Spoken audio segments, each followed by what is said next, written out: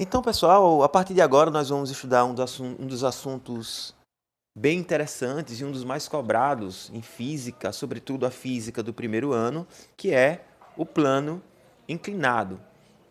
Em que consiste um plano inclinado? Um plano inclinado, na verdade, ele é um tipo de máquina simples que consiste em uma superfície inclinada em certo ângulo em relação à horizontal. Veja só, o que ocorre é isso aqui. Isso aqui é um plano inclinado. É uma inclinação com um ângulo que eu chamei de θ em relação à horizontal. Então, o que é que nós vamos fazer nesse tipo de problema?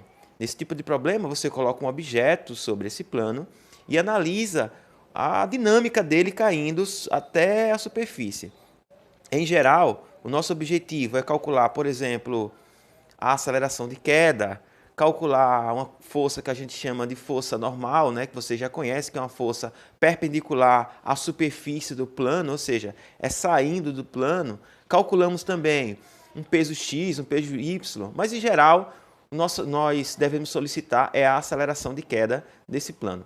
Inicialmente, nós vamos resolver esse problema na ausência de atrito, ou seja, o corpo ele vai deslizar sobre essa superfície sem nenhuma resistência até tocar o solo. Então, primeira coisa que a gente tem que entender para esse tipo de problema é quais são as forças que estão atuando sobre ele. A primeira delas que eu quero destacar é o próprio peso.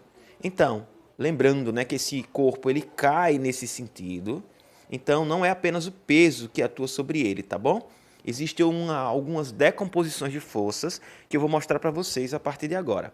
A primeira delas é o próprio peso, tá bom? Lembrando, né, que o peso ele aponta sempre para o centro da Terra. Nesse sentido aqui, eu posso dizer que o peso aponta para baixo, né? Ele está caindo aqui, ó. Então, vale destacar que como esse objeto ele desliza, ele vem caindo em relação à superfície, tem uma força que está puxando ele, que eu vou chamar de força Px, que nada mais é do que uma decomposição desse peso, tá bom?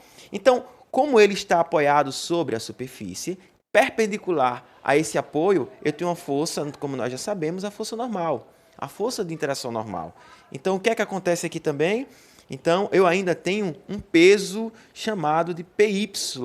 Então, essas forças são as que atuam sobre esse objeto na ausência do atrito. Então, é nesse sentido que nós vamos entender melhor e trabalhar com esse problema de plano inclinado, tá bom? Vou mostrar para vocês um pouco mais detalhado essas forças que atuam sobre esse objeto que está deslizando nessa superfície até chegar ao solo, tá bom? Então, vamos entender um pouco melhor essa ideia de plano inclinado.